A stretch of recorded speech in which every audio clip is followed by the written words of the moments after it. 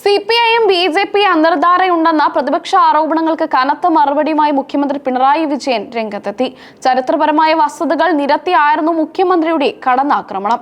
2016 നിയമത്ത് BJP account തുറന്നത് കോൺഗ്രസ് സഹായത്തോടെയാണെന്ന് മുഖ്യമന്ത്രി ആരോപിച്ചു. കോൺഗ്രസ് വോട്ടുകൾ ബി.ജെ.പിക്ക് മറിച്ചു നൽകിയതിന്റെ ഫലമായിരുന്നു ആ വിജയമെന്ന് അദ്ദേഹം പറഞ്ഞു. മറ്റൊരു മണ്ഡലത്തിൽ സ്വന്തം നേതാവിനെ വിജയിപ്പിക്കാൻ കോൺഗ്രസ് ഉണ്ടാക്കിയ രഹസ്യധാരണയായിരുന്നു നിയമത്തെ ബി.ജെ.പി ജയമെന്ന് മുഖ്യമന്ത്രി തുറന്നടിച്ചു. ഇതിലൂടെ കോൺഗ്രസ് തങ്ങളുടെ രാഷ്ട്രീയ വിശ്വസ്തത പണയപ്പെടുത്തിയെന്നും അദ്ദേഹം കൂട്ടിച്ചേർത്തു. കോൺഗ്രസും യു.ഡി.എഫും എക്കാലത്തും ആർ.എസ്.എസുമായി ബന്ധമുണ്ടാക്കാൻ ശ്രമിച്ചിട്ടുണ്ടെന്ന് മുഖ്യമന്ത്രി പറഞ്ഞു. പഴയ കോലീബി സഖ്യം കേരളം മറന്നിട്ടില്ലെന്ന് അദ്ദേഹം ഓർമ്മിപ്പിച്ചു. അഖിലേന്ത്യാ തലത്തിൽ രാഹുൽ ഗാന്ധിയും കോൺഗ്രസും ബി.ജെ.പിയുടെ ബി ടീം ആയി മാറിയിരിക്കുകയാണ്. ബി.ജെ.പിയെ നേരിടുന്നതിൽ കോൺഗ്രസ് പരാജയപ്പെടുന്നുവെന്ന് മുഖ്യമന്ത്രി വിമർശിച്ചു. അരവിന്ദ് കെജ്രിവാളിനെ ഇ.ടി അറസ്റ്റ് ചെയ്തപ്പോൾ പടക്കം പൊട്ടിച്ച് ആഘോഷിച്ചവരാണ് കോൺഗ്രസുകാർ. ഇത്തരം നിലപാടുകൾ ബി.ജെ.പിയെ സഹായിക്കുന്നതാണെന്ന് അദ്ദേഹം ചൂണ്ടിക്കാട്ടി. ബി.ജെ.പിയുമായി ഒരു കാലത്തും വിട്ടുവീഴ്ച ചെയ്യാത്ത ഒരേ ഒരു പ്രസ്ഥാനം സിപിഐഎം മാത്രമാണ്. വർഗീയതയ്ക്കെതിരെ വിട്ടുവീഴ്ചയില്ലാത്ത പോരാട്ടമാണ് തങ്ങൾ നയിക്കുന്നതെന്നും മുഖ്യമന്ത്രി അവകാശപ്പെട്ടു.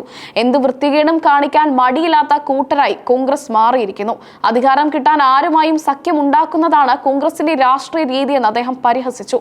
കേരളത്തെ പുരോഗതിയുടെ അടുത്ത തലത്തിലേക്ക് ഉയർത്തുകയാണ് LDF സർക്കാരിന്റെ ലക്ഷ്യം. മതനിരപേക്ഷതയും ജനാധിപത്യവും സംരക്ഷിക്കാൻ സർക്കാർ പ്രതിജ്ഞാബദ്ധമാണെന്നും അദ്ദേഹം പറഞ്ഞു. വികസനവും ജനക്ഷേമവുമാണ് LDF ജനങ്ങൾക്ക് മുന്നിൽ വെക്കുന്നത്.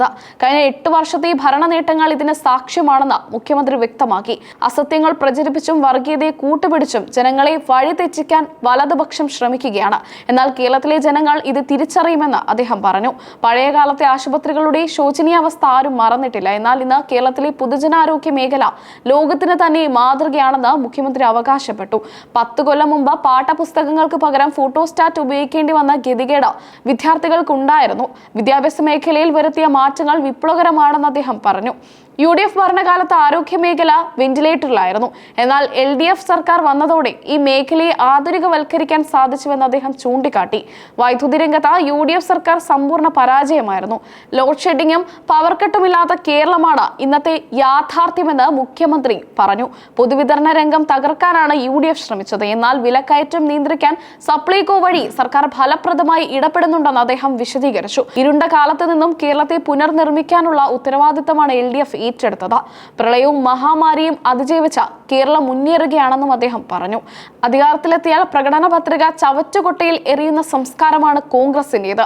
എന്നാൽ നൽകിയ വാഗ്ദാനങ്ങൾ ഓരോന്നായി നടപ്പിലാക്കുകയാണ് LDF ചെയ്യുന്നതെന്നും മുഖ്യമന്ത്രി പറഞ്ഞു. വലതുപക്ഷ രാഷ്ട്രീയ സംസ്കാരം കേരളത്തിന് അന്യമാണ്. ജനങ്ങളെ ഭിന്നിപ്പിക്കുന്ന രാഷ്ട്രീയത്തിന് കേരളത്തിൽ സ്ഥാനമില്ലെന്ന് മുഖ്യമന്ത്രി ആവർത്തിച്ചു പറഞ്ഞു. കേരളത്തിന്റെ വികസന കുതിപ്പിന് തടയിടാൻ ആര് ശ്രമിച്ചാലും ജനകീയ പ്രതിരോധത്തിലൂടെ അതിനെ മറികടക്കുമെന്ന് പറഞ്ഞാണ് മുഖ്യമന്ത്രി പ്രസംഗം അവസാനിപ്പിച്ചത്.